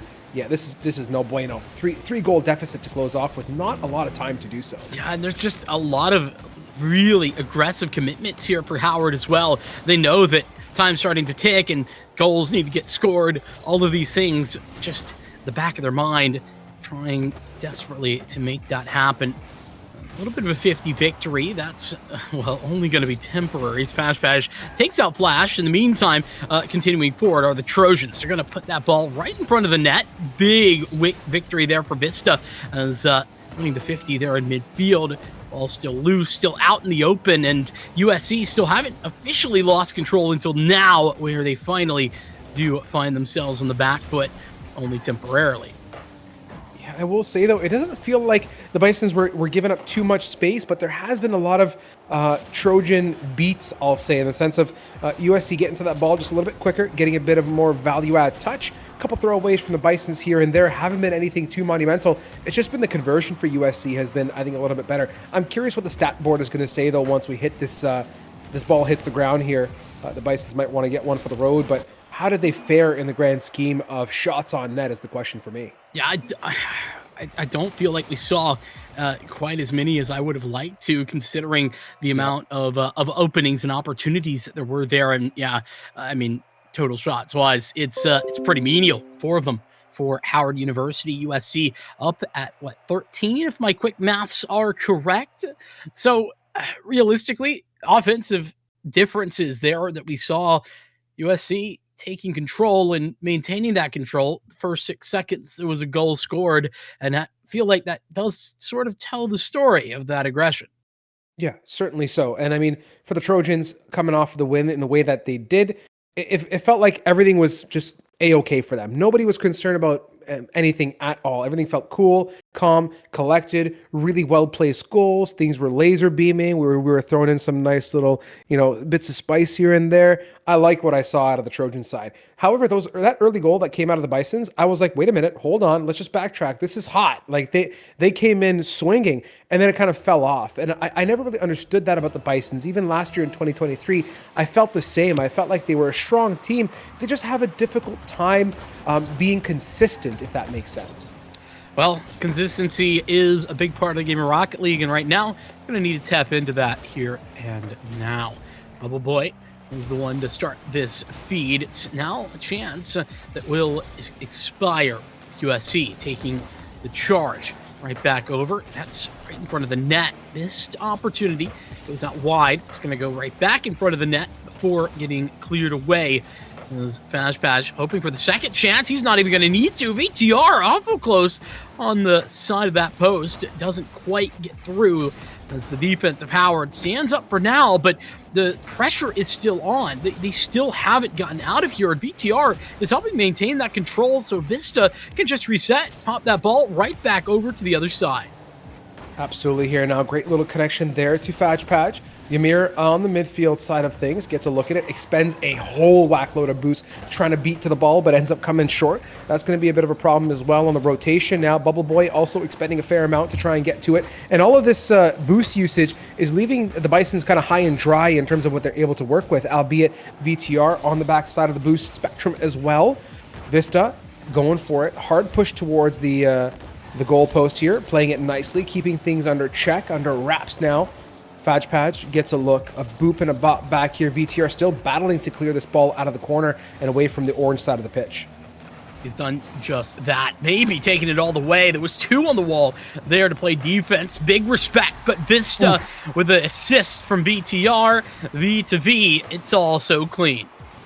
Look at this absolute banger. Nice job, Vista. And I mean, kudos to the card control. Like, I mean, shots like that themselves are difficult, and to be in that position and to be able to translate and flip, I mean, it's a reactive thing. Just so that ball's coming at Mach 6, you got to think super duper quickly. Now, Vista thinking quick on the foot, kind of like what we saw Wimpulse say, right up close to the net, not going for the shot, but instead hitting that right little chip over to a friendly teammate is what can often yield some great results. And the Trojans choosing to adopt that type of play, but it's going to be the Bisons here to pick up a roller and take on one for the team. Watch this massive 50 from Ymir. I mean, exactly what was needed. Actually, it wasn't Ymir who got the 50. I didn't even see who that was, but Ymir the one to finish it out. Phenomenal job to get that closer and taking advantage of a USC that was just a little bit too far forward. They didn't have that back rotation back in time, and thus, here we are tied up at one apiece. Absolutely here. Bit of a struggle in that, at least from the first visuals and this point of view. Finally, some good control comes in. Ball's high. It's going to give Flash a plenty of time to react and get a touch on it. USC, the Trojans, chipping it. Bubble Boy in control on the right. Throws the ball away. Picked up now. Fajpaj tapping it back. It's just been a back and forth fiasco here. No one's really maintaining that great of ball control, but this might be the chance now for Ymir to get a nice little center. It's a fast one. An absolute crosser on the net here. Hits it. Ymir in control. 50 towards Fajpaj. It's going right towards goal, but no one is there to receive. VTR picking the mess up here in the corner and looking to transition back and get something behind it, but the balls just keep getting tossed away, Vincent. They're not really getting anywhere past three-quarter field. Yeah, well, that's going to do it, actually. Yeah, just as you were saying, yeah, they've been struggling a little bit. It's a weak touch from Flash, and ultimately VTR forward enough with Fashbaz there in the wings just in case there was any complications, but none to be seen. And Howard to back down with the Trojans up on top. We've got just about 2 minutes to play, and that's plenty enough time. Of course, USC, we saw what they had to offer offensively in that last game, and the series continuing along that same pace. Oh, this is deadly. This is really good for Ymir. This was so good to watch. Ymir had what looked like the flick lined up regardless. Like, you can see the ball on the hood, went for it, and then got the demo on top of that. Bubble Boy said, yo, I'm here for this one. Let's go ahead and pipe it. my friend, 2 minutes is more than enough time for the Bisons to get on it. That's a little yoinksy there, to be fair, for Bubble Boy, but Ymir, great decision making, and VTR couldn't quite get on top of it for the double tap. It will be cleared away from Howard for the moment. They had control, now have lost that back as Vista fights for it in the corner. Ymir will take back control for just a second. It's to VTR. Flash back out, the 51 tentatively by Howard. It's Ymir maintaining that control with Vista on defense. It's a really long shot that ends up on target, and defense turns to offense in a blink of an eye.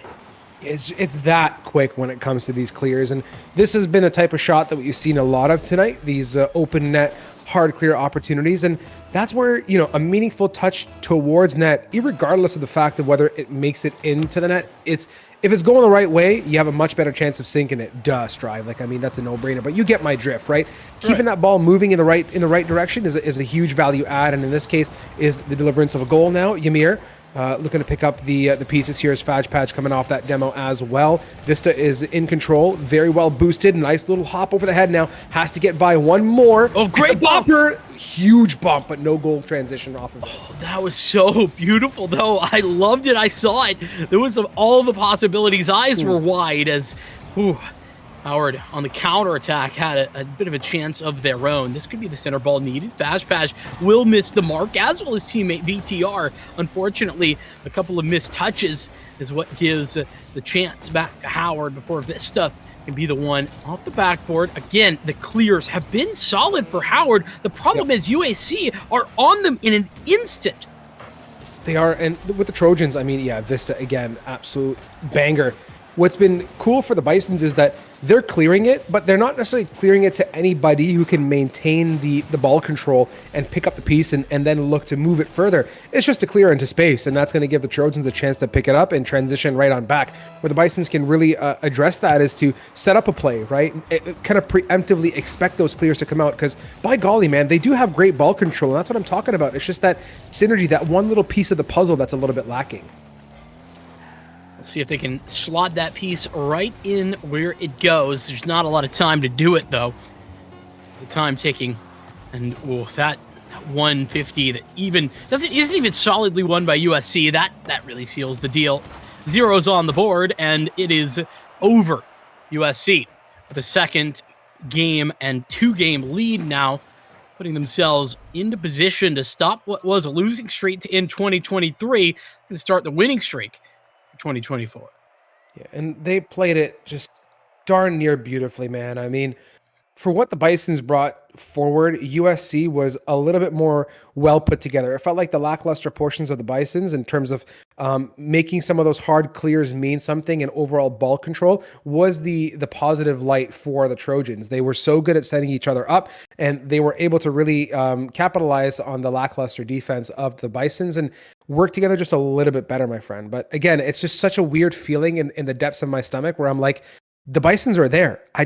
What do we need to do to get them to cross that mark and start at least equalizing or looking to pull ahead early on in these games, or even just finish out with wins? It was so difficult for them to fight the way out of their own half of the pitch. That's what was so difficult. And oh my goodness, that is insanity. VTR basically off the rip here. That's a nice little pinch out, and VTR just happened to be in the right position. There was 2 defenders into that area, but none of them could get there in time. And we're 3 seconds in to a game 3 with Howard up against the wall, and USC already have the lead. Yeah, let's see what VTR can do now. Coming in for another touch off the corner. Vista, bit of a fakey. Not going to mess with Bubble Boy too much now. Great rotations, by the way, from USC as a whole. They're just so fast to move back and reposition, not only for the defensive setup, but yet again to be in place to hit the offense very, very quickly and effectively. Fajpaj, bit of a backflip here. It's going to go towards net, gets cleared out very nicely there by Vista. Bubble Boy coming in for a touch, getting bounced around, and USC here has a chance to slow the ball down a little bit and get in position for a play. Yeah, they do a good job of slowing it down a little bit, but that gives some space for Howard to collapse. They do so, but not before the ball can be regathered, controlled. That's going to be off the backboard. Attempt there for the second touch, but it's not quite on target, so Fast Pass will go back, try it again. gets knocked back down over to the USC side.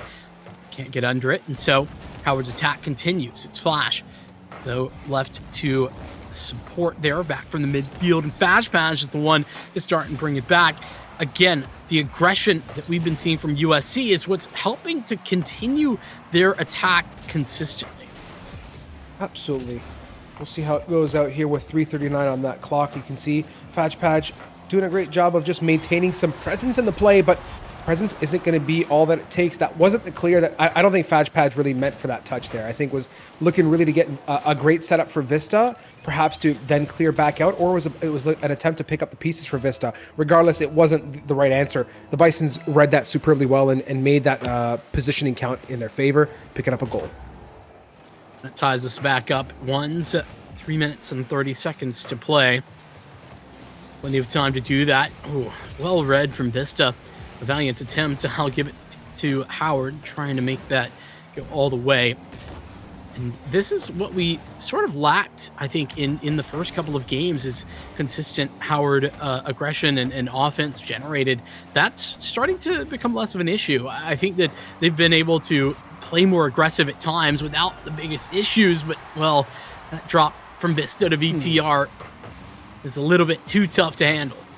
Even on that rotation, I mean, you guys might have caught it there. It was Flash just absolutely laser beaming it back to net and didn't end up being the one to touch the ball anyways. I believe it was Bubble Boy that ended up getting the pickup. So do we really need Flash transitioning back like that, only to have to e-brake and rotate and reposition with momentum that's not in the right direction to play? No, right? So for the Bisons, I think it's about a little bit more clear communication and understanding who's assuming what role, because the transitions are just not working in their favor. The Trojans are much more put together in that front. Man, USC, speaking of put together, they put together another one. Just a bouncer, and that one, honestly, so hard to read for Howard. It's never going to be an easy situation with the bounce there. It's so close to the net, but regardless, it gives USC, we talked about some insurance earlier today, and that's exactly what that second goal is. Great touch from Fashpash. It was meant to be out to the middle, right in front of the net, in order for somebody to follow up. Nobody was there, but they still maintained control. Now, just trying to set it up. Great aggression from Flash, just denying that area and breaking up what could have been a set play that no longer gets to develop. For Ymir now, development has not been on the board. I mean, coming off of that first game, we saw Ymir just absolutely blast one, but hasn't been that present in the past few minutes of gameplay, let alone this entire game as a whole now. VTR in control off the corner. Nice little touch. Fakes out the one. Gets a bop over a second. High clear to Vista. And this is the kind of stuff that gets kind of messy, right? The Bisons don't know how to react to this. And it leaves a lot of opportunity. A blitzer coming out here from Fajpaj. Perhaps a second. A little light boop from the Bisons. Keeps it off of the Trojan car, but not for long here. Flash picking it up. Quick contest. And you can see just how offensively messy this game is getting with the Trojans. Are right up in the face of the Bisons time in and time out.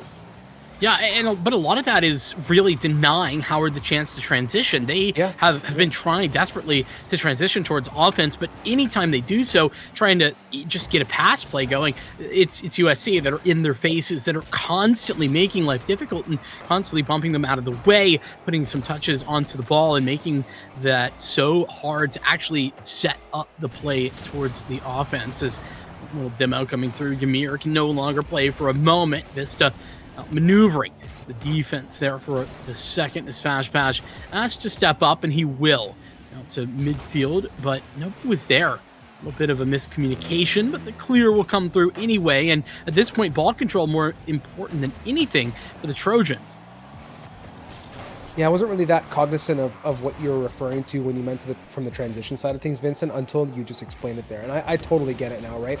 The Bisons are just completely stuck in this defensive mode, and they can't put the ball anywhere offensively. And every time they try and do, it's the Trojans saying, hey, hi, yeah, we're here. We're not waiting for you to walk in through our front door before we greet you. We're going to greet you outside on the balcony, on the driveway. And yet again, one more very friendly greeting coming out from USC as they bring home a fourth goal with 28 seconds on the clock.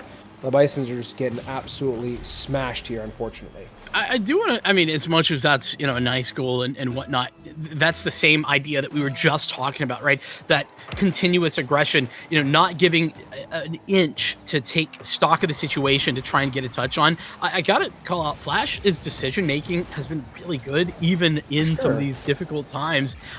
What looks to be, should be a closed series here as USC in the closing seconds. But I've been impressed with what Flash has been able to do. I've been impressed with all of what the Bisons as a whole. Like I said, they've had such great moments, and I'm not trying to bring them down or say anything of that nature. I want to keep it honest, right? There's been individual moments of like, holy cow, like that was a banger. Ymir, Flash, like great decisions, but it just comes down to the unity of those and the frequency of them. That's the problem, right? The Trojans are just a little bit more frequent with their decisions and the translation of those to results. And in this case, it's going to be a series win going off to the Trojans. That it will, yeah, pretty much, not pretty much, a clean sweep, fully there, not a single game taken as Howard. Bit of a rough season that's been continues. The good news here, though, for Southern California, as I mentioned, they struggled towards the end of 2023. They're starting 2024 outright and getting the win on the board, continuing to come back. They've been hovering around. I mean, they were 4-4 here, hovering around that 500. Now right back up over that 500 win loss. So it's awesome to see that, and I think that USC, these Trojans, they're going to be a team to continue to watch out for. Yeah, 110%. So let's get settled in for an interview. We're going to have VTR joining us here. Don't go too far. Screen adjustment and such, and interview time coming up here in a quick sec.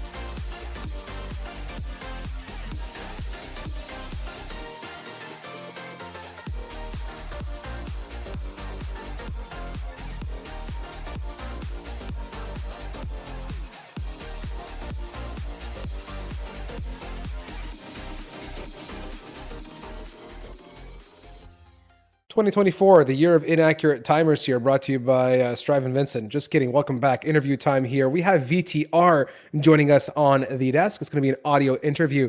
Before we get down to the questions, VTR, hello, congratulations, and awesome job. Thank you very much. Thank you guys for casting. Thank you for everything. It's a pleasure. Thanks for playing. Thanks for competing and showing us what y'all are about. So let's open things up here. Let's warm the table.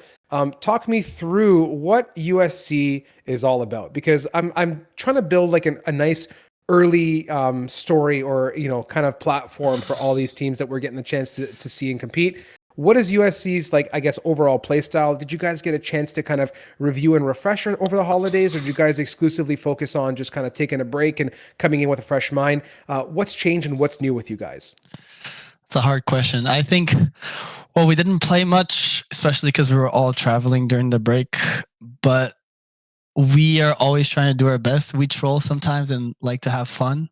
Yeah, I think that's basically it. We just try to have fun and play together. We queue up and rank sometimes, play like an hour, and then don't play the game for 2 weeks, and then come back for EGF or something. Okay. I mean, if that's your Gotcha. y'all's flavor, I mean, dude, I'll take it. You guys played great today. I wish you the best for the rest of the season. Let me follow that question up really quickly before I give it to Vincent. Is Yeah. there some more steadiness in the agenda for you guys, or are we going to be continuing to quote unquote troll the season and just kind of take it loosely as it comes? Okay, that's not what I meant to say. I'm like, because sometimes people can't make it, especially because I got we're Western time, so like this is 6 p.m. and sometimes people have class or they have something. Sure, sure. So it depends on the day, but we'll take it. We take it seriously. We're starting to play more ranked during the weekends. Try to practice at least once a week. Cool. No, I only say that lightly, by the way, Vitor. I gotta have some fun on Dust now and again. You know, Oh yeah, y'all that's played fine. super. Yeah, y'all got a trolling game. I'm gonna have some fun and troll with you a little bit. But no, good job. Y'all played super well. I wish you guys the best, and I'm sure the influence of time zone and classes, school does come first for you guys for sure. And I commend you guys for, regardless of everything aside, finding time to make it happen and playing so well tonight. So I'll pass it off to Vincent. All right, Yeah, thank you. I mean, you guys were talking about consistency. I think it's fair to say, right? You guys have had, run of good form followed by some struggles there at the end of the fall semester. And you're coming back in with a big victory tonight up against Howard. What has that been like for you guys? A run of victories to lead off the season, then a run of defeats there towards the end.